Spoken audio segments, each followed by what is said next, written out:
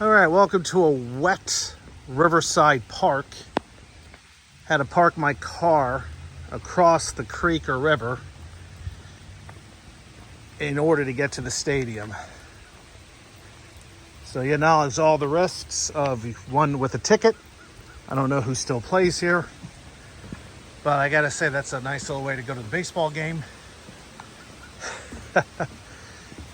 But on a rainy day when you're just exploring, you wish you could park a little bit closer.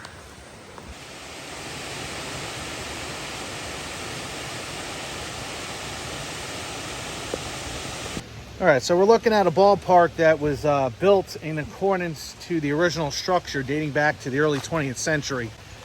It's completely made out of wood and built as if it would have been built around that time. All right, here's a little history of the ballpark. Before 1800, North American tribes came to the Big Bend. Discovery of mineral wells in the late 1800s put Dawson Springs on the map as a health resort. All right, baseball in Dawson Springs. Pittsburgh Pirates, Reds, Mudheads, and the Apostles were spring training teams here. Hall of Famers include Honest Wagner, very famous, iconic Flying Dutchman, and then now aspiring baseball players in middle school, high school, and semi-pro. Hope to continue that tradition. It's a wet tradition today, though. As we come across the grandstand, we see the dugout of Riverside Park. And that looks like a very old sign. It's faded. And I've seen this picture on countless websites. Looks a little rusty now. And then we're right near this nice little waterfall. And that's a nice little touch to the proceedings.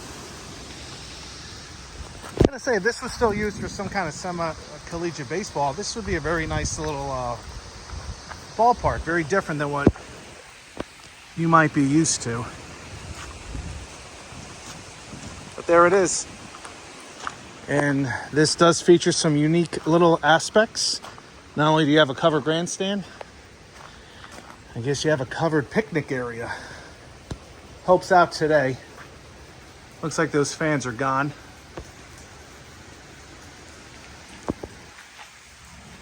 This must have been the press box or concession stands. I don't know. There's your look on the field. This is much nicer than the Austin Weirdos ballpark of last year.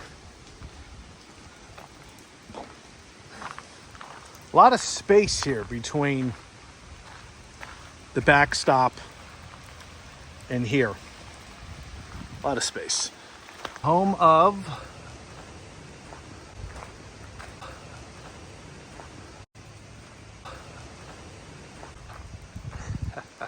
that's the old Tradewater Pirates logo over there. They've been gone for many years. I don't know how long. It almost feels like a ghost town here. I've never quite been to a ballpark that is kind of situated in a wooded area like this. You know, 2018 TABA sponsor. Don't know what that is. I mean, some people may know. And then here's the back of the ballpark.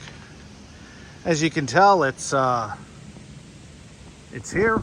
It's not going anywhere, but it just has a really kind of ghostly feeling on a day like today.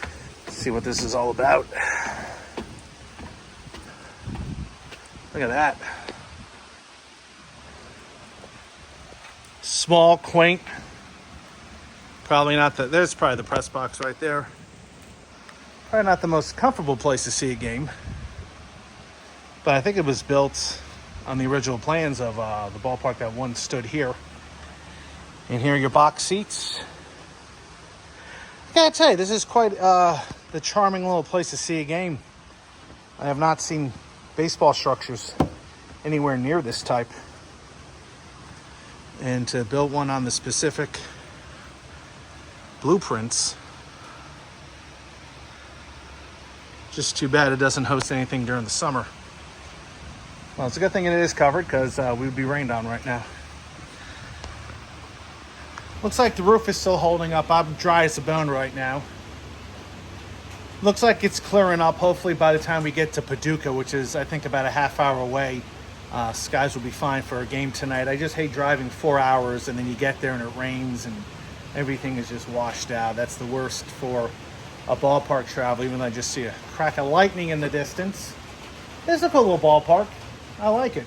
I wish they had a team here. I would definitely check it out. And there's those early box seats.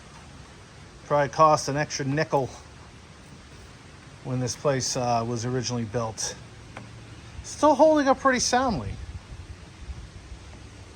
You probably put some chairs in there and bust out an umbrella for the sun. Here's a better shot of the wooden scoreboard. As you can tell, that's it's not the same type of wood all the way around. And you also have a shot clock here for soccer and of course baseball. Now if I recall right, a team did play here. They were the Pirates, and I think they played in the renewed Kitty League, which was a summer collegiate league.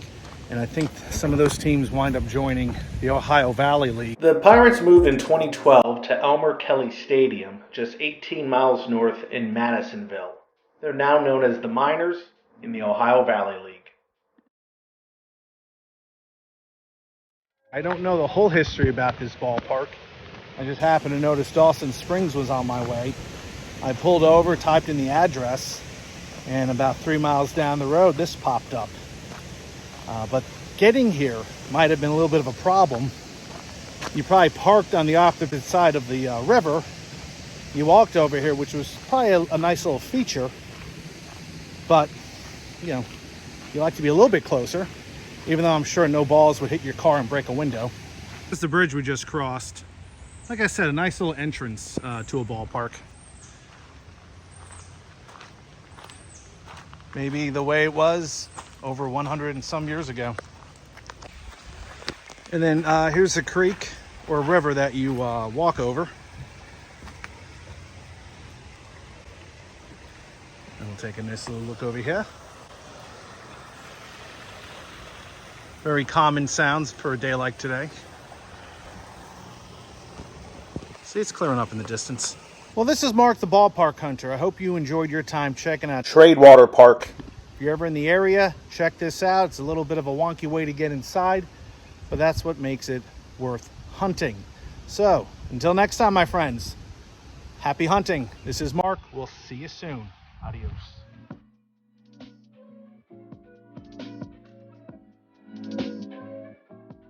I'm the Ballpark Hunter. If you like my videos, please hit subscribe